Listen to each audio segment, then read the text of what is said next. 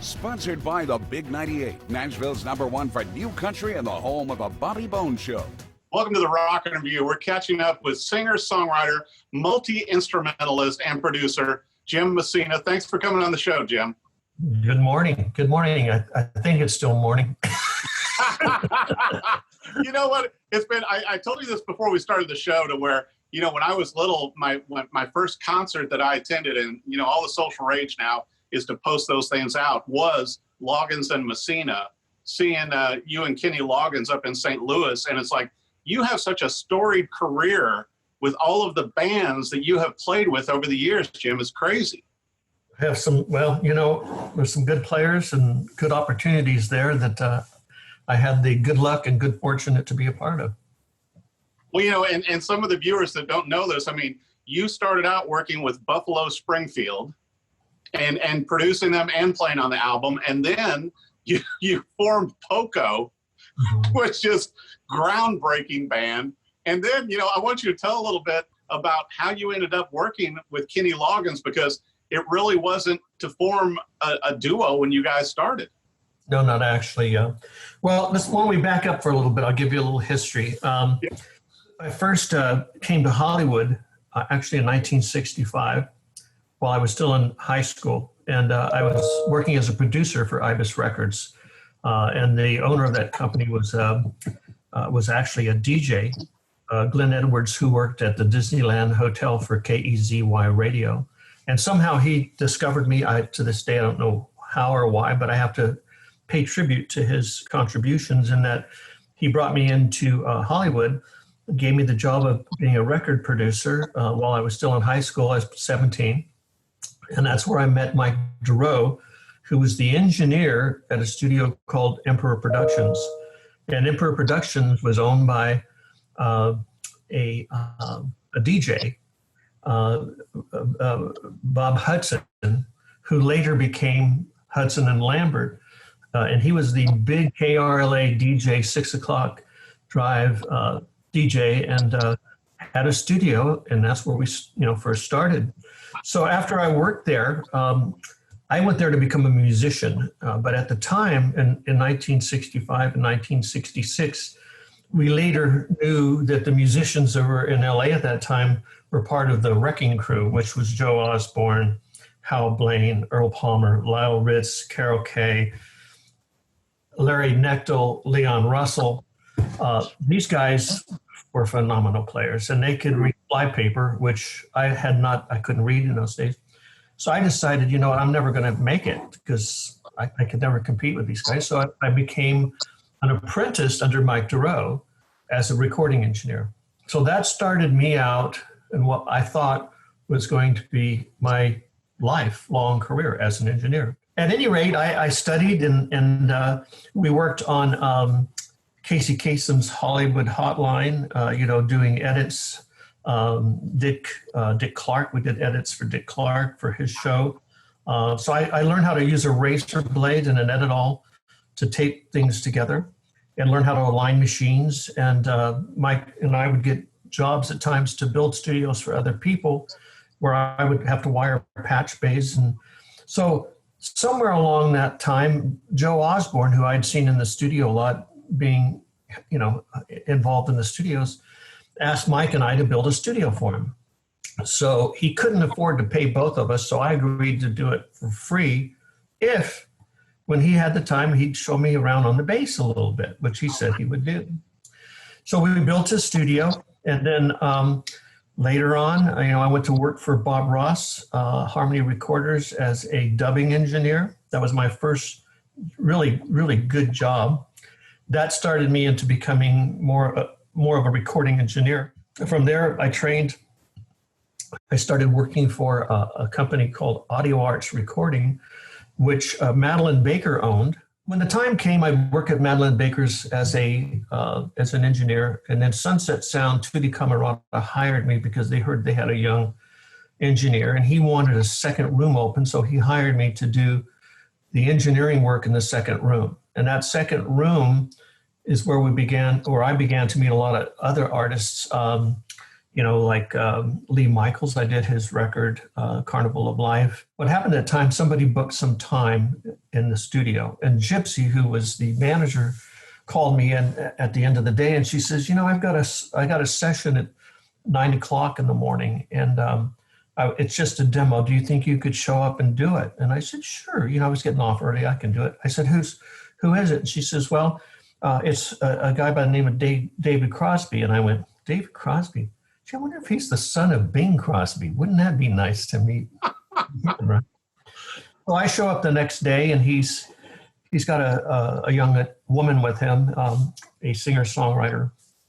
And so we set up the recordings, and we're getting going. He says, listen, I need you to turn the lights down here. In fact, I said, well, we only have one light in here. And he says, well, here, plug in this lamp, which I didn't know what it was. I plugged it in. It started to get hot and sort of bubble. It was a lava lamp, right? So he said, you should have enough light. So we turned the lights off. And she sang like 10 or 12 songs. And I was just amazed at this person, how well they sang. And she was kind of pretty.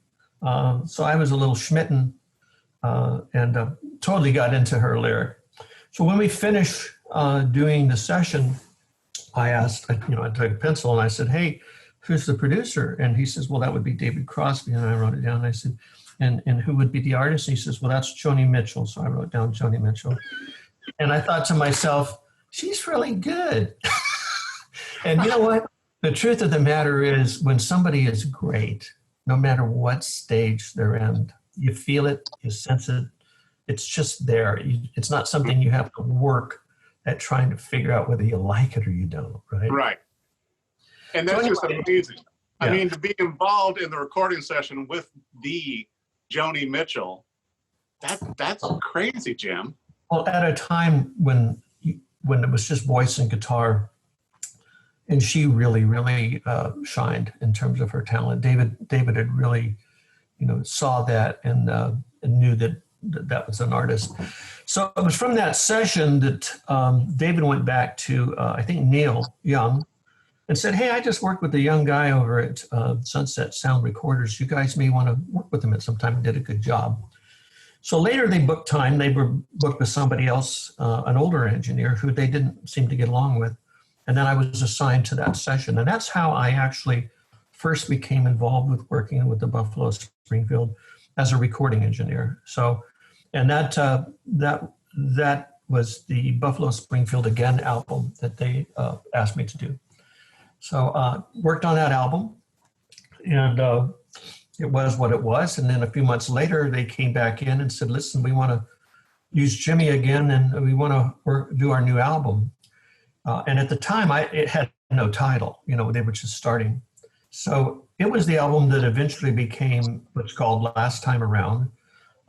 During that time, as I was engineering, they lost their bass player, Bruce. He got himself busted, basically, and got sent back to Canada because that's where he was from. Wow.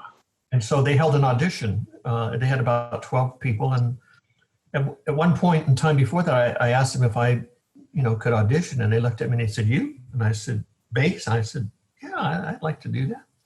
Of course, now, that Joe Osborne had been running me some lessons. So I sat up there and they went through all the bass players, and Neil says, is there anybody else? And I raised my hand. He goes, oh yeah, Jimmy. He says, hey, come on down. So I get on the stage and I plug in, and I told you that I had worked for Bob Ross Music, and Bob Ross Music was the place where I first did had my job as a dubbing engineer. Yeah. Well, Bob had become friends. We had become friends over the years. He always helped me out if I needed work or a job. And he had a bass in there. And somebody didn't pay him for his copying. He had a copy service for arrangements. Did all the big bands and all the orchestras in town. And he had this Fender bass. And I said, listen, I understand you have a bass here that you might want to sell. And he goes, yeah, I do want to sell it, but I've already promised it to Larry Knechtel. I said, Larry? I said, boy, he makes a lot of money, doesn't he? He says, well, yeah. And I said, well, I don't make a lot of money, and I should use that bass. And he looked at me and he said, oh, hell, I'll sell it to you.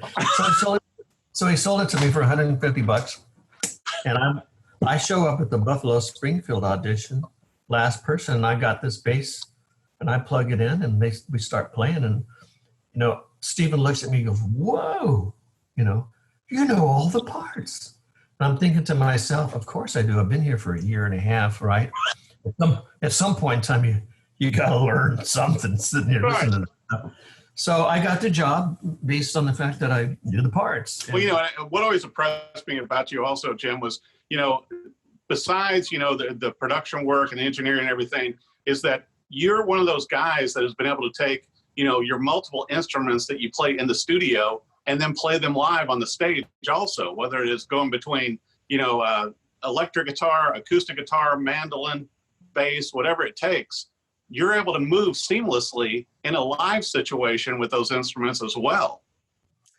Well, I think a lot of that comes from, if we back up to my high school days, I played from 13 years of age all the way up to high school, where I went to LA to work with Ibis Records. I go out, I'm always rehearsed. I spend the time to learn the parts so that when I'm put in that situation, I'm at my very best. And of course, the other part of it is even nowadays, before I go out, I have a multi-track and I set everything up, and I'll spend 2 weeks going through everything, just running through parts just to get my memory tactile back together, because it is about memory, but it's subconscious memory. So it's a lot of work. It's kind of like, I would say, if I was a runner and I was asked to do a 100-yard dash, I'm going to spend a couple of weeks, 2-3 weeks running before I get out there and put my rear end on the line, on the track, as you might say. That is so great, Jim. I wanted to bring up also that in the past month or so, you've been involved in a few charity Zoom music creations, also helping out the United Way. Yes, Clive Davis, who was our president at Columbia Records when I was there, was kind enough to call me and include me in one of those evenings, which I did with Carly Simon, myself, and a couple of other artists I don't recall off the top, because we were sort of all sequenced together. It's difficult to do these that way because, first of all, the moment you put some gain and volume into one of these Zoom things, it goes, "Oh my God, you're killing me!" So it starts to choke down. And then I did one for the Native American elders in New Mexico. They're having a hard time with this virus and this disease, and it just breaks my heart that we can't do anything any more than what you and I are doing right now. But every little bit helps, and so I'm doing what I can out of my cubbyhole here to assist whenever I can. So incredible. Well, I want to make sure too that our viewers know, Jim, where's the best place for to go to your incredible website, social media, and everything else to see when you're back on the road and some of the other projects you're working on? We do have the Facebook page, which usually has all the information on it. The website has a great deal of things as well. I'm not a good salesperson when it comes to merchandise and stuff. I'm just not good at it. But I think my wife has got things up there for folks to buy and that kind of stuff. So there's CDs and you can get them through the website, which is jimmessina.com. And I believe Facebook may have some references to it as well. Well, I'll tell you what, I can't wait to see you back on the road, Jim, and come see you live. And also with the other, music beside, you're creating and producing a man of many talents. Jim Messina, thank you so much for coming on the Rock Interview. Sponsored by the Big 98, Nashville's #1 for new country and the home of a Bobby Bones Show.